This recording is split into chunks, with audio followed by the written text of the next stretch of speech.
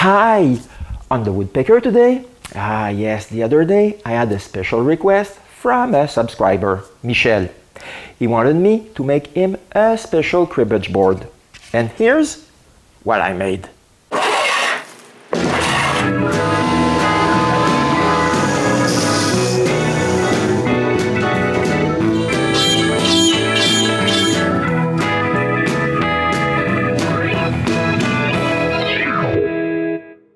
The other day, Michel, one of my subscribers, asked if I could make him a cribbage board similar to this one. Here's the link to the original video. Everything will be done with Aspire. Needless to say that doing something like this by hand would be quite an adventure. I'm going to show you how to do this pretty quickly. You will see that using a good tool makes this quite easy. I begin by drawing two circles on a workspace. The game holes will be in this part of the board. To help create the weaves, I put a bunch of guidelines. This will make the design way easier. When I'm done, it's possible to continue the design. By using the intersection on the lines, it's possible to draw an arc. I select it and copy it 4 times using the center of the workspace as an anchor point. Here's the result. Next, I only work on the top left corner, where I draw an arc between both arcs. The first corner is done. I need to copy this 4 times. But before that, I need to cut the arcs at the 0 origin. For this, I have to draw more lines. Then, using the interactive trim tool, I delete what needs to be deleted. The rest can be deleted normally. Next, all the curves need to be joined together as one continuous curve. The next thing to draw is the cross section of the weaves. This consists of a gentle curve and 2 vertical lines. I also need to join those 3 lines together. Before continuing, I make the guidelines invisible to make it less confusing. The corner curves need to be copied 4 times. This is the center of the final shape of the weave. All this has to be joined together as one curve. Now it's possible to create the shape of the board. This is quite simple. I select the curve, go into the extrude and weave, use my selection, and select the middle shape I did earlier. The weave function is already selected, and in one click, I have this. This is exactly what I want. It's just a bit too high. But that's not a big problem. I just need to change the height of the component, and that's it. To have a better idea of the final product, I create the circle that will hold the game pins. This is what the cribbage board will look like. But the game won't be cut in a single piece of wood, that's for sure. In the end, there will be 8 visible parts to it. To help me in the design of those pieces, I will use several sheets and copy everything I've done so far on 4 sheets. I'm going to keep the first sheet as a master, and I will work on the second one. In fact, on this one, I will make 1/4 of the circle. To do so, I just need to use the interactive cutting tool and cut around what I need to keep. If I deactivate the 3-dimensional component, it's easier to see what I'm doing. When the cuts are done, the rest needs to be deleted. Now, this needs to be rotated so the wood grain will run straight with the piece. When it's done, I move it so the origin will be on the lower left corner. Now it's time to make the 3-dimensional piece on another sheet. I'm going to work on this corner, but I want to turn it by 45 degrees. This means that I need to make the working space bigger. Then I select everything, press the 9 key, and everything rotates 45 degrees. Since this corner will be cut 4 times to make the final shape, I need to work on it a bit. I begin by ungrouping the shape. Then I add the missing curves to have one single shape. Before going any further, I offset the circle line. I will need this soon. You'll see. Now I can cut all the curves that are useless to make this shape. Then I erase the unwanted ones. And there are more lines to cut. To help the cutting later, I copy this onto 2 new layers. On one of those layers, I cut even more lines to have a bigger machining than what I really need. On the other layer, I only keep the lines that are the final shape of the piece. Now that I have all the lines, it's possible to make the actual piece. The first thing to do is to rotate everything by 8 degrees. This will put the piece in line with the wood grain. Then everything is moved so the origin will be at the bottom left corner. It's now time to make the tool paths. It's here that I will use both shapes. I select the shape that is a little smaller and machine what's inside the boundary. Here's the result. Now the outside has to be cut. For this, I use the other outline and put 4 tabs to keep this in place. I put them in strategic places so they will be easy to sand later on. With that, I have the exterior cut of the piece. All I need to do is to export the files and go inside the shop. The first thing to do there is to surface some wood 26mm thick. Then I screw one piece on the table and start cutting this. Since I have deep cuts, I begin with a roughing pass, followed by a finishing pass. Since I'm using a 1/4 inch ball nose, the finishing pass is a bit more than 1 hour. Right after, I V-carve Michel on top. No, I didn't show how I make this. The last thing to do is to cut the outside edge. All the operations to make this corner take a bit less than 2 hours. The end result is quite amazing. This needs to be freed from the piece of wood.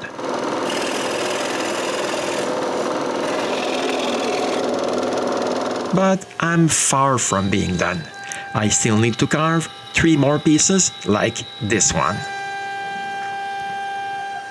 But I didn't follow them with the vacuum in hand. I used my dust shoe. But not when I was V-carving Louise. I must admit that I'm quite happy. I'm eager to have all the pieces. Speaking of all the pieces, I'm missing the 4 pieces that form the circle.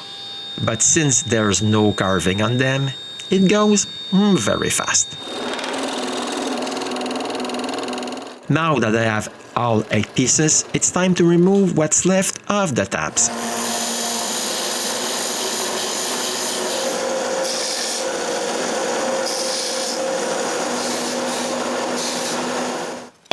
And voila, everything will go like that. But I have one small problem.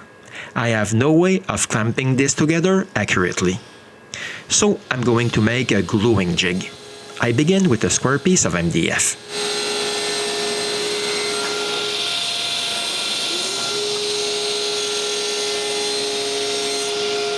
On the remaining sheet, I made the overall shape of the game. To make sure everything will work, because I'm at the limit of my CNC, I begin by laser burning the shape and the position of the holding bolts. Using those marks, I'm able to drill the holes.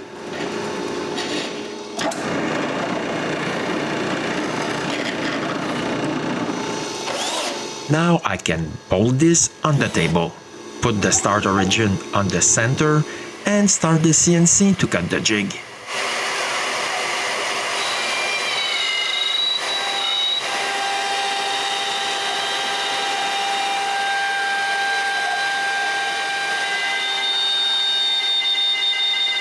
Here it is.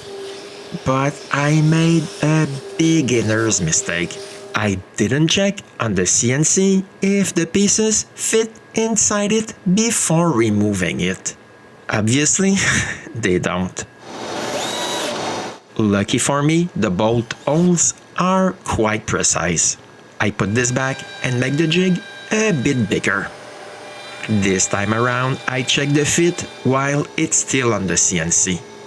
It's perfect. It's even hard to push in place. It's exactly what I was looking for. But if I leave this like that, it would be impossible to remove the glued piece after the glue dries. So I drill a bunch of holes at the bottom of the jig.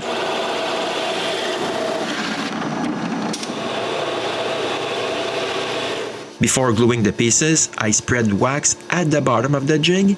This way, I'm sure the glue won't stick to the jig. Then I apply glue on the end grain of each piece and lay them in place in the jig. I do this for all the pieces. It's not always easy to put them in place, but it's really what I want. I make sure all the pieces are well seated and leave this to dry overnight. The next morning, getting this out of the jig is child's play. Here it is, the cribbage board glued together. As you might have noticed, all the joints are end grain. So if I leave this like that, it won't stay glued for long. So I glue and screw some pieces of wood on the jig to hold this upside down. Everything will stay in place because of those small pieces of wood. Then I bolt this back to the CNC. It's now time to design 8 pockets for the back. All that's left to do is to cut them.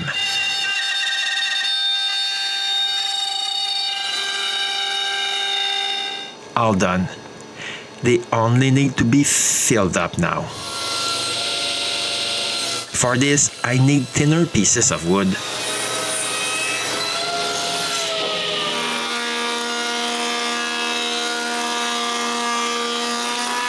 When the wood is at the right thickness, I go back to the CNC and cut the plugs. Here are the first 6 plugs. On purpose, I didn't cut them to the thickness of the wood. I didn't want any tabs. So now I have to remove some wood.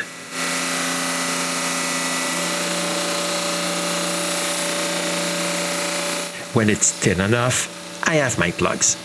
Now they need to be glued in place. They only stay in place by friction. All that's left to do is to wait for the glue to dry. The next day, the glue is dry, but the plugs are sticking out. I remove the excess with the drum sander. This doesn't take long and the bottom is straight. But there are sanding lines, so I sand it all with the orbital sander.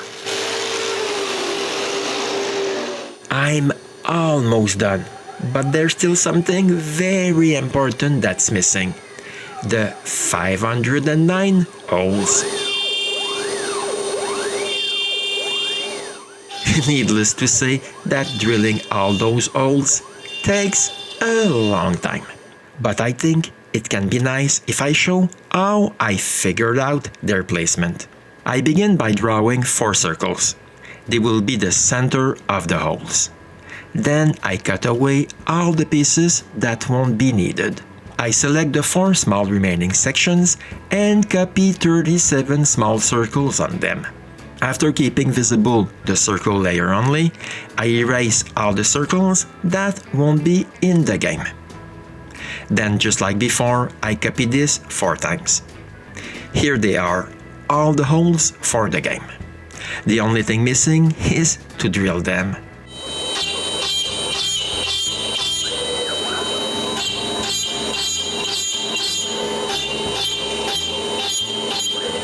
When it's done, there's still a lot of hand sanding to do.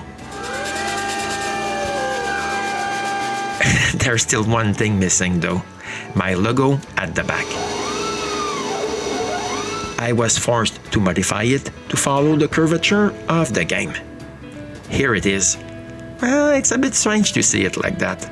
All that's left to do is to spray some lacquer. But I still need some pegs. All the pegs I bought looked like that. I need to dye them. For this, I use some felt pen refills. It's not really hard. I just have to put some drops of ink on the pegs and it's done. Since the game is for 4 players, I use 4 different colors. Since now I know how to make a weaved cribbage board, I use this knowledge to make 3 more that I will try to sell at the Christmas fairs that I will be attending. This was how I made those 4 cribbage boards. I really like the way they look. I wouldn't have been able to give this nice weaved look if I hadn't used my CNC.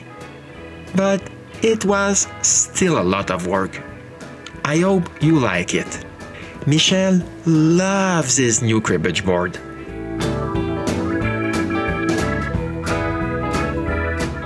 And don't forget to come back for the next episode of The Woodpecker.